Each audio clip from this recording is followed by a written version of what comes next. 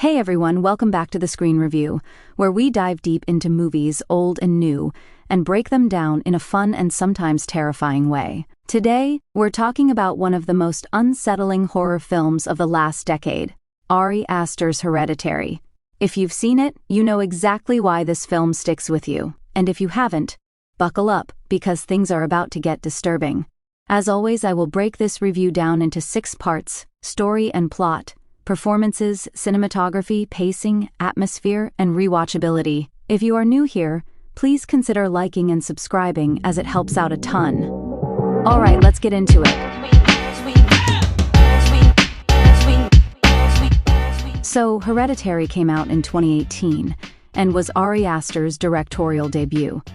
Yep, his first feature film, and he just casually dropped one of the most unsettling horror experiences of all time. No big deal, right?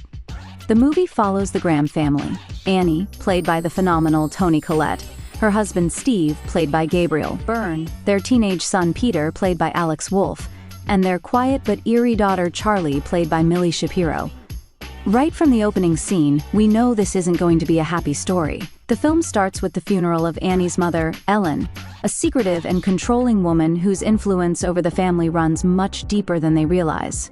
Annie delivers a eulogy that gives us a glimpse into her complicated relationship with her mother, distant, filled with tension, yet still laced with an odd sense of obligation. She describes Ellen as private, difficult, and a woman who had private rituals, private friends. Right away, the movie plants the seed that Ellen's presence isn't truly gone. At first, the Grahams seem to be dealing with typical grief, but you can sense that something feels off. Charlie, in particular, seems deeply affected. She was unusually close to her grandmother, and her behavior is unnerving, to say the least.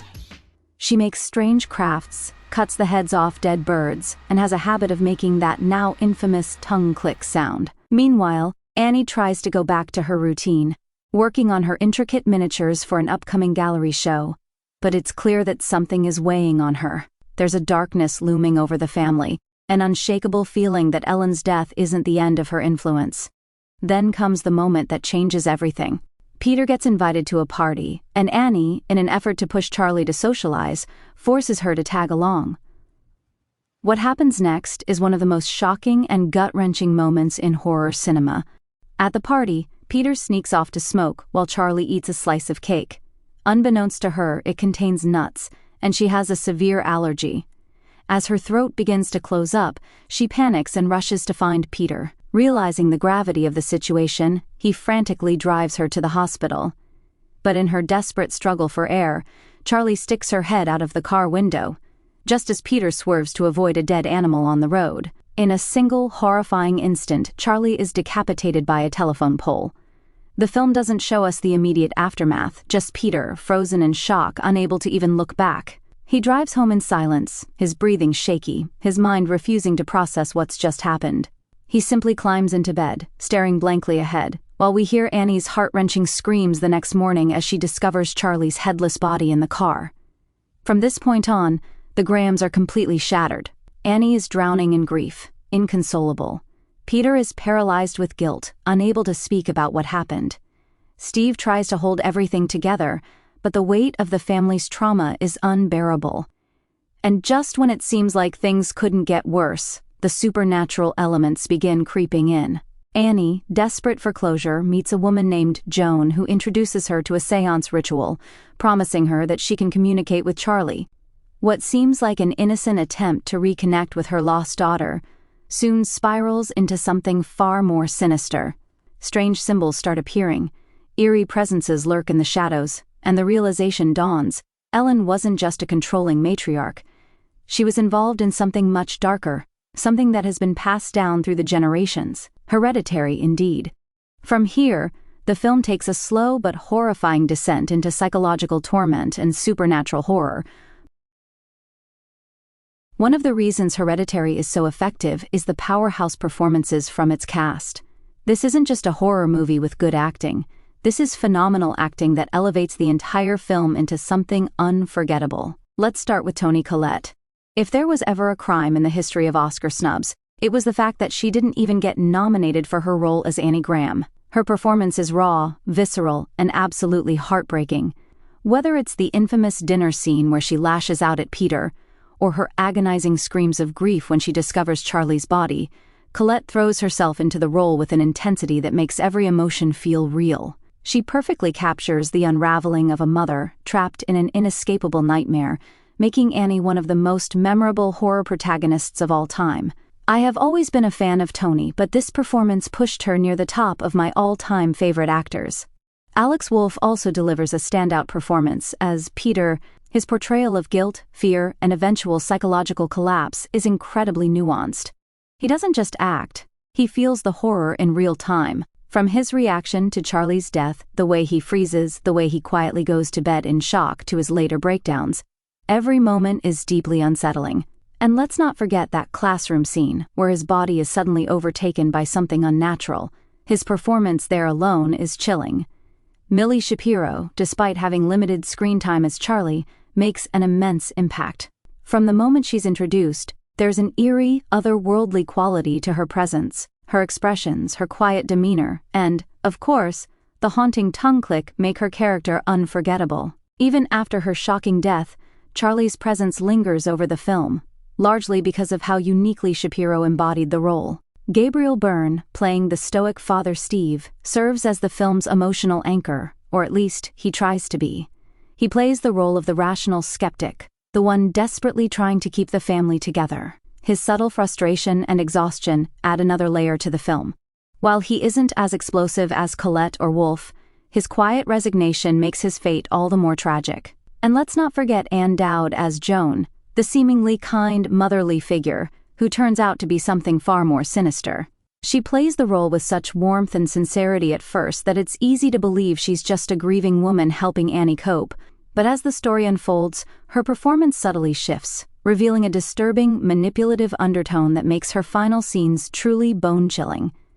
The entire cast works together to sell the film's descent into madness. Without their deeply committed performances, Hereditary wouldn't be nearly as effective.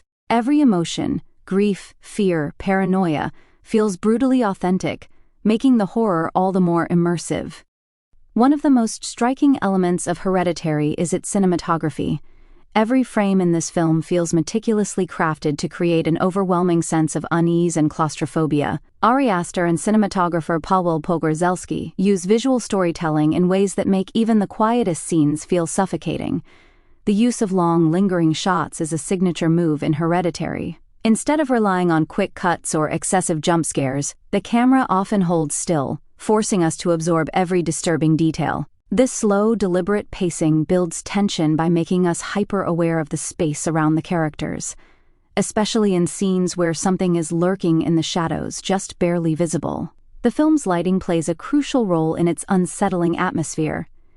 Darkness isn't just used for cheap scares, it's used to hide things in plain sight. One of the most terrifying moments in the movie is when we slowly realize that a figure is standing in the corner of the room, watching. The way Aster and Pogorzelski manipulate shadows forces our eyes to search the frame, making the horror feel more psychological and immersive. Another brilliant visual technique is the film's use of symmetrical framing and static, dollhouse-like compositions. This is especially significant given Annie's job as a miniature artist. Her tiny, hyper-detailed dioramas mirror the way the Grahams feel like puppets trapped in a preordained fate. Many shots frame the characters in a way that makes them look like pieces in a diorama, emphasizing the idea that they have no real control over what's happening to them. Aster also plays with perspective and camera movement to disorient the audience. One particularly haunting sequence is the transition from night to day, where the light shifts in an instant, making the passage of time feel unnatural. Another unforgettable visual moment is when the camera turns upside down, flipping Peter's world and our perception as the supernatural forces fully take hold. Sound and cinematography work together in key moments, such as the unsettlingly quiet wide shots that linger for just a little too long.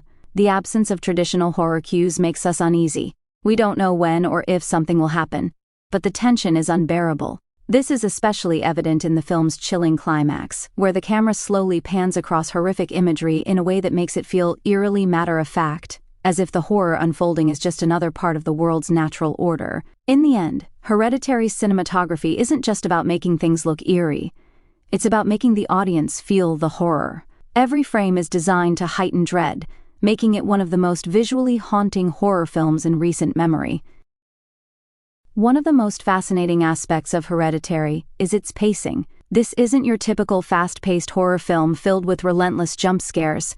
Ari Aster takes his time, carefully constructing a slow-burning nightmare that seeps into your bones. The first half of the film plays out more like a psychological family drama than traditional horror. The focus is on grief, loss, and the deeply unsettling atmosphere that lingers over the Graham household. The pacing here is methodical, almost hypnotic, lulling the audience into a sense of emotional exhaustion. Aster allows scenes to breathe, making every moment of tension last just a little too long, creating an unbearable sense of dread. Then, the shocking midpoint, Charlie's sudden, brutal death, shatters everything. The film doesn't immediately accelerate after this moment. Instead, it drags us through the Graham family's grief in excruciating detail. The pacing forces us to sit with their sorrow, making it impossible to look away. The quiet moments of trauma and despair stretch out, making us feel just as trapped as the characters. It's in the final act that the film fully shifts into horror territory, and this is where the pacing becomes relentless. What was once a slow, creeping dread suddenly transforms into a chaotic, nightmarish spiral. The supernatural elements take full control, and the film moves at a breakneck speed toward its horrifying conclusion. The contrast between the measured buildup and the frantic, terrifying finale makes the horror hit even harder. Aster masterfully manipulates pacing to keep the audience on edge. The slow, atmospheric tension builds and builds, making the final moments feel like an inescapable descent into madness. Unlike typical horror films that rely on constant scares, Hereditary makes you wait and suffer before it completely unravels into terror. One of Hereditary's greatest strengths is its suffocating atmosphere and relentlessly bleak tone.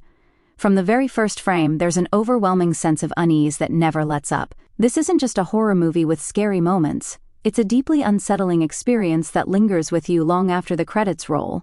Ari Aster crafts an atmosphere of dread through a combination of eerie stillness, disquieting visuals, and an oppressive sound design. The Graham household itself feels like a character, with its dim lighting, isolated surroundings, and uncanny dollhouse-like structure, mirroring the sense that these characters are being manipulated by unseen forces. Every shot is composed in a way that makes the environment feel both intimate and suffocating, as if we're trapped inside with the characters. The film's tone is relentlessly grim, with grief and trauma serving as the emotional core of the story. There's no relief from the suffocating tension, not even in the quietest moments. Instead, the slow, deliberate pacing and minimalist score amplify the feeling that something terrible is always lurking just beneath the surface. Even before the overt horror elements kick in, the film already feels haunted by an intangible darkness. The use of silence is another key factor in the film's chilling atmosphere. Instead of relying on loud scares, Hereditary lets its horror breathe. Uncomfortable, drawn-out moments, whether it's a character staring blankly in shock or the eerie quiet of an empty room, allow the audience to stew in the discomfort. And when the horror does strike, it's all the more shocking because of the stillness that came before. As the film progresses, the tone shifts from grounded psychological horror to full-blown supernatural terror, but it never feels jarring. Instead, the transition feels like the logical, horrifying conclusion to everything that's been building. By the time we reach the nightmarish finale, the audience, much like the characters, feels completely consumed by the darkness. Aster's ability to sustain this level of dread, without ever offering a moment of genuine relief, is what makes Hereditary such an unnerving experience. It's not just scary, it's deeply disturbing, in a way that seeps into your subconscious. Few horror films manage to create an atmosphere this suffocating and a tone this relentlessly grim, and that's why Hereditary remains one of the most haunting films of the modern era.